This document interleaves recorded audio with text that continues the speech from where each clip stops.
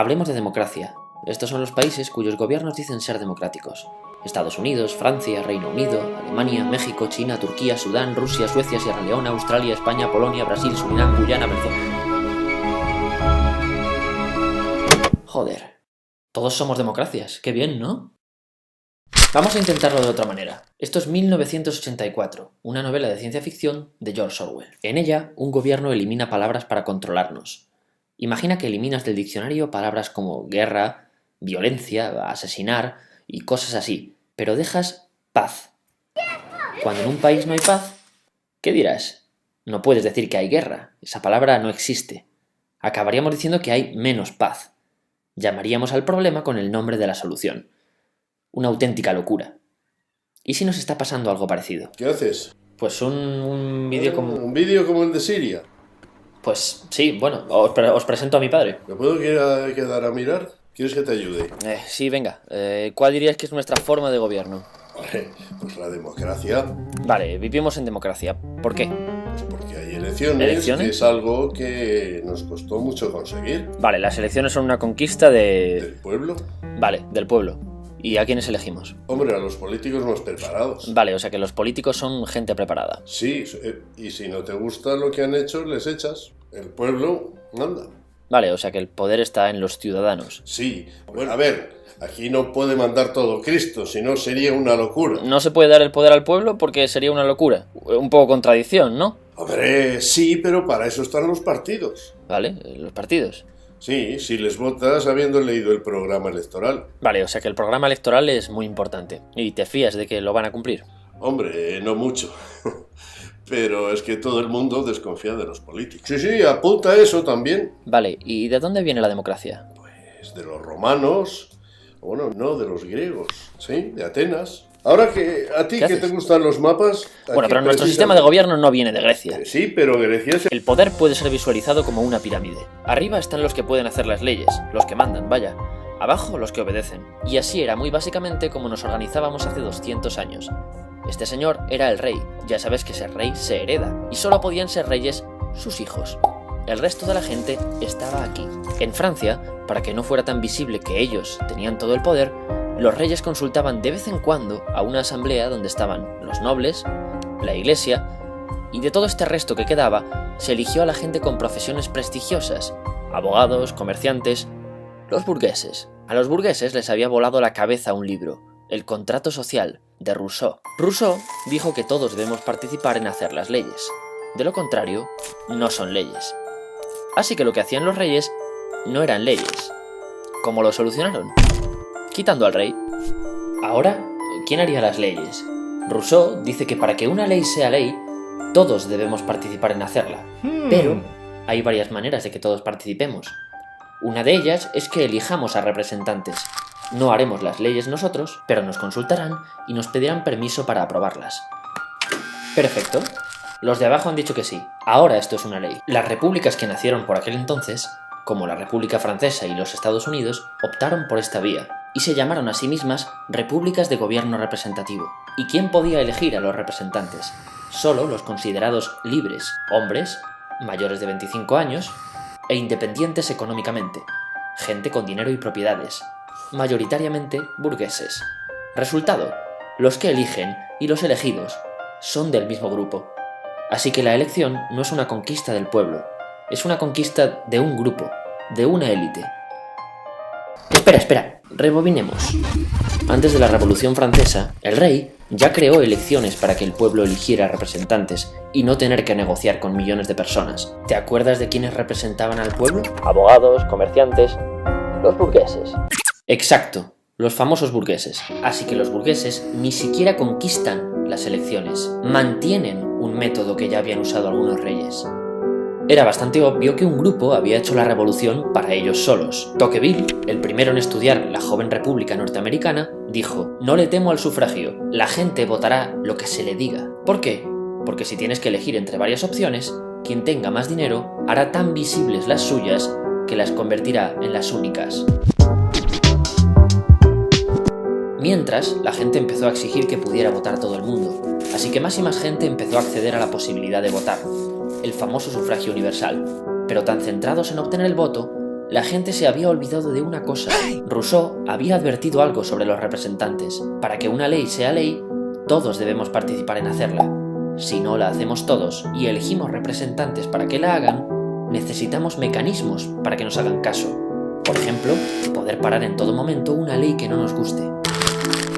Si no creamos esos mecanismos, no tenemos el poder y no hemos elegido representantes, sino jefes. Y se puso muy pesado con esto. Así que, de acuerdo con Rousseau, no, hoy el poder no está en los ciudadanos, está en los representantes. ¿Y cuál es el efecto de no tener mecanismos para que nos hagan caso? Pueden hacer lo que quieran. No importa lo mucho que desconfiemos de los políticos. La elección significa confianza total, pero no nos apresuremos. Volvamos a cuando todavía votaban unos pocos. Entonces, los representantes eran conocidos personalmente por los cientos de personas que les votaban. Pero según más y más gente accede a votar, resulta difícil que todos conozcan personalmente al representante. Entonces aparecen los partidos de masas, que clasificaban a la gente por ideologías. No importa la persona, conoce sus ideas. Aquí nacen los programas electorales, paquetes de promesas que hacen los partidos. Sin embargo, acuérdate de cómo está hecho el sistema. Por mucha vivienda que te haya prometido, no hay mecanismos para que el representante que elegiste te haga caso. El único mecanismo es votar a otro, pero eso tampoco te da ninguna garantía. Entonces, ¿cómo de importantes son los programas? Nada, los programas electorales no tienen importancia. Y espera, no hemos hablado de cómo funciona un partido, otra pirámide. Si quieres llegar a ser un representante, tendrás que ir escalando en la pirámide de poder. ¿Cómo se hace? No siempre como uno espera. Primero, diciendo que sí a todo. Luego, alianzas. Alianzas que luego puedes romper con alguna puñalada. Y cuando seas alguien, juega tus cartas de promesa. Diles que te acordarás de ellos cuando llegues arriba. Vale, ¿quiénes suelen llegar a la cima? Los más grises, la gente que está de acuerdo con todo el mundo. Los partidos son una máquina de seleccionar mediocres. Ahora, de estos tres, vamos a quedarnos con este. ¿Es el mejor para gobernar? No, el mejor para gobernar era este, pero se pondría nervioso en los debates. El segundo mejor era este, pero es demasiado viejo y hay que ganar voto joven. Nos hemos quedado con este no porque sea el mejor para gobernar, sino porque es el mejor para ganar elecciones. Pero es un inútil. Así que, ¿son gente preparada los políticos? No, no es necesario estar preparado, y suele reinar la mediocridad. Ahora veamos qué pasa en la parte alta de la pirámide, donde se reúnen los representantes. Fíjate, el Parlamento se diseñó para ser un lugar donde se deliberaba. Ante opiniones diferentes, se trataba de convencer a los demás y se estaba abierto a ser convencido, para llegar a un acuerdo. Pero con la llegada de los partidos de masas, se convierte en un simple medidor de poder. Cuantos más votantes tienes, más fácil resulta imponer tus ideas.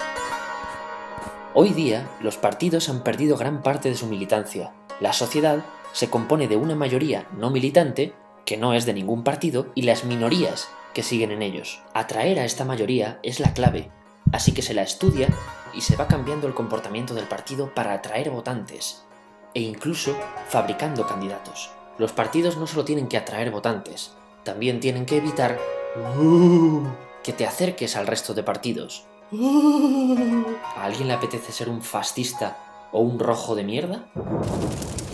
Pues solo puedes estar en uno de los dos extremos. A esto también se le llama polarizar. Hemos dividido a la sociedad en polos opuestos. Vivimos en democracia. Ahora quiero que prestes mucha atención. ¿Y si te digo que estamos llamando democracia a algo que no lo es? Si te fijas, desde el inicio del vídeo no hemos mencionado la democracia en ningún momento. No ha hecho falta, porque nuestros gobiernos, cuando nacieron hace 200 años, no se llamaban democracias. Se llamaban repúblicas de gobierno representativo. Exacto, repúblicas de gobierno representativo. Podríamos pensar que quizá el término democracia no se usaba entonces, o no se conocía. Vamos a buscarlo. John Adams, presidente de Estados Unidos, uno de sus padres fundadores. La democracia degenera en anarquía. La democracia nunca dura. James Madison, cuarto presidente de Estados Unidos, otro de esos fundadores. La democracia es incompatible con la seguridad personal y la propiedad privada. Sí que se conocía. En Estados Unidos, el gobierno representativo más antiguo, sus fundadores hablaban de la democracia. Decían que era algo negativo y opuesto a lo que crearon. Lo puedes buscar. La palabra democracia no se menciona ni una sola vez en la Constitución que redactaron, ni en la Constitución de la Revolución Francesa, una de las primeras constituciones de la era moderna. Si consideramos, como decían los padres fundadores de Estados Unidos, que lo opuesto a los gobiernos representativos es la democracia, algo que, ojo, aún no hemos dicho ni qué es, ¿qué puede pasar si los llamamos de la misma manera? Que ahora es imposible preguntarse ¿qué es esto otro? Deben ser lo mismo, porque tienen el mismo nombre. ¿Te acuerdas? Si queremos saber lo que es la paz, no podemos llamar a la guerra con el mismo nombre.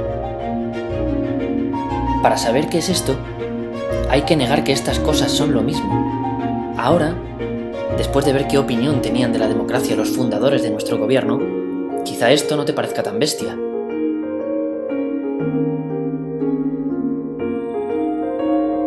Bueno, igual sí que es un poco bestia. Bueno, por muy bestia que sea, es la única manera de preguntarse. Entonces, ¿qué es democracia? Como las cintas de antes, esta es una historia con dos caras. La cara A ya la conoces, los gobiernos en los que vivimos. La B es algo que crees conocer, pero en realidad desconoces. Si te ha volado la cabeza saber que no vivimos en democracias, te va a encantar descubrir lo que significaba vivir en una. Vamos a recapitular que vienen curvas. Esto es lo que piensa mi padre, pero vamos, que lo podemos pensar todos. Las elecciones son algo que hemos conquistado. Los políticos son gente preparada. Esta me encanta. El poder está en nosotros, aunque dárnoslo directamente es una locura. El programa electoral es muy importante. Desconfiamos de nuestros políticos. En realidad las elecciones no son una conquista, son un método que ya existía en la Edad Media y que usaron los reyes para no tener que negociar con todo el pueblo. Ese método luego lo conservó una élite, la burguesía. Así que no, la elección no es una conquista del pueblo, es un mecanismo que mantiene una élite porque le interesa. Los políticos no son gente preparada, tienen que pasar por un sistema que les convierte generalmente en mediocres. El poder lo cedemos 100% a los representantes, con lo cual está en ellos. El programa electoral no importa porque les hemos cedido el poder total y pueden hacerlo o no hacerlo. Y la joya de la corona. Aunque desconfiemos de los políticos, usamos un sistema basado en la confianza total, la elección. ¿Vivimos en democracia? Como vimos, cuando nuestros gobiernos se crean, los padres de todo esto dejan muy claro que nuestros gobiernos son lo contrario a la democracia. Así que no vivimos en democracias. Vivimos en gobiernos representativos y no sabemos qué significa la palabra democracia. Así que, ¿y este POSIT? Atenas está aquí. Lleva ahí 5.000 años. 500 años antes del nacimiento de Cristo, era una ciudad-estado de 300.000 habitantes. Una Nueva York de la época. Es un momento interesante porque se parece al momento en que nacieron nuestros gobiernos. Al igual que en la Revolución Francesa, estaban cansados de reyes y de que el poder se heredara. Y pensaban que el poder debían tenerlo los ciudadanos. No parece muy distinto al origen de nuestros gobiernos, como digo. Además, también elegían representantes, en una votación abierta a todos los ciudadanos. No tenías que tener ciertas riquezas para participar. Ojo, aquí empiezan las diferencias. Los atenienses se dieron cuenta también de que la elección significaba confiar en los elegidos, y que eso podía llevar a un «si confías en mí, déjame hacer». ¿Qué hicieron? En lugar de confiar, decidieron desconfiar, darle la vuelta a todo el sistema. Ahora, cualquier decisión que quisieran tomar los representantes, imagina que quieren aprobar esta ley, tenía que ser consultada a los ciudadanos en una asamblea a la que podían ir todos, hasta el más pobre. Aristóteles, que era crítico con la democracia, decía de ella que era el gobierno del pobre sobre el rico. Y recuerda, el poder lo visualizamos de arriba a abajo. Ahora el poder está aquí. Esta gente ya no son representantes, porque cada ciudadano puede ir a la asamblea y se representa a sí mismo. Ellos son solo cargos. La misma palabra lo indica. Llevan una carga. Ahora sí se puede decir que el poder estaba en los ciudadanos. Aún así, mira qué putos genios. Dijeron, esta parte no nos parece democracia, porque si eliges a alguien, seguro que hace cosas sin consultarte. ¿Cómo podemos evitar que los cargos nos digan, tú me has elegido, has confiado, ahora yo decido? No eligiéndolos. Así que la mayoría de los cargos no eran elegidos, eran seleccionados mediante sorteo. Es una genialidad. Si querías desempeñar un cargo, te presentabas candidato. Y entre todos los candidatos se sorteaba el cargo. ¿Para qué servía esto? Estas personas no podían decir, el pueblo me ha elegido, yo decido en su nombre. No te ha elegido nadie. Nadie te ha dicho que puedas decidir en su nombre. Estás abajo de la pirámide. Tu trabajo es proponer cosas que deben aprobar los de arriba. Y ojo, los ciudadanos también pueden proponer cosas cuando quieran. No te olvides, el centro del poder está arriba, en la asamblea.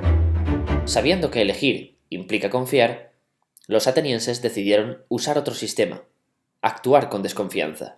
Y sí, ellos también pensaban, coño, ¿y si nos sale un inútil? Así que para ser candidato, tenías que pasar un examen. Este tiene multas sin pagar, este tiene denuncias. Ahora sí, los políticos eran gente preparada. Fíjate en otro problema que se resuelve con este sistema, los programas de nuestros partidos políticos. No existían, no servía de nada prometer, dado que tus promesas no influían nada en que salieras seleccionado o no. ¿Programa electoral? Mejor hacemos que no se pueda prometer. Y si salías seleccionado y hacías algo diferente a lo aprobado por la asamblea, te podía caer la de Dios. Hasta te podían matar. Aquí no se andaban con mierdas. Sí, sé lo que estás pensando. Qué puto estrés ser político. No puedes prometer nada, no puedes hacer nada para lo que no te den permiso. No, es una putada.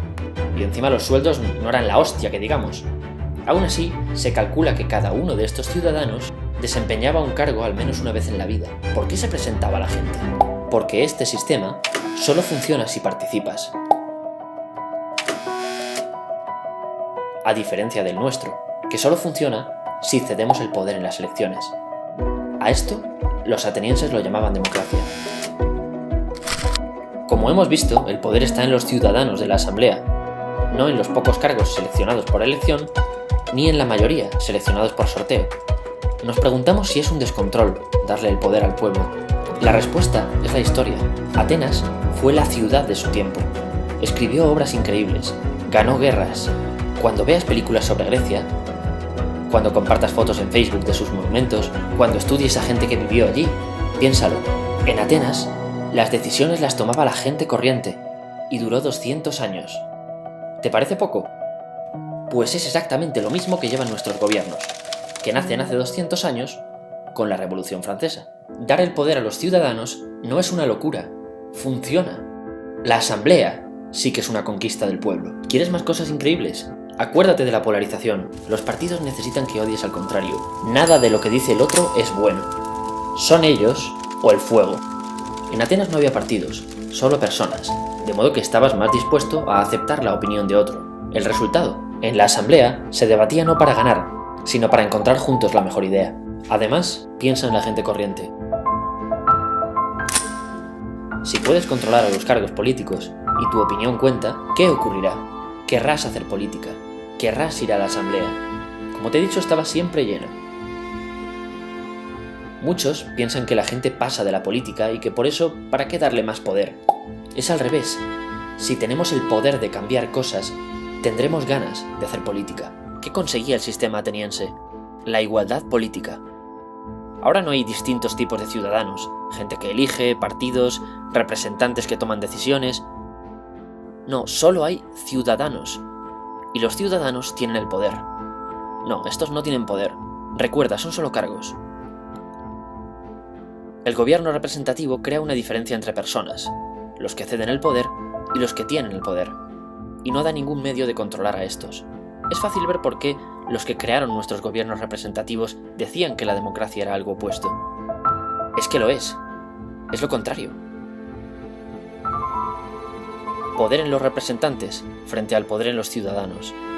Dar confianza ciega frente a desconfiar totalmente. Promesas que no se cumplen frente a un sistema donde es imposible hacer promesas. Gente mediocre frente a gente preparada. Es verdad, no vivimos en una democracia. ¿Pero para qué decirlo?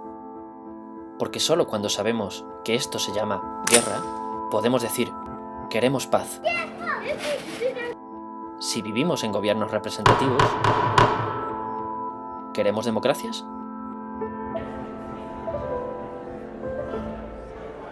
Queda una última pregunta por contestar.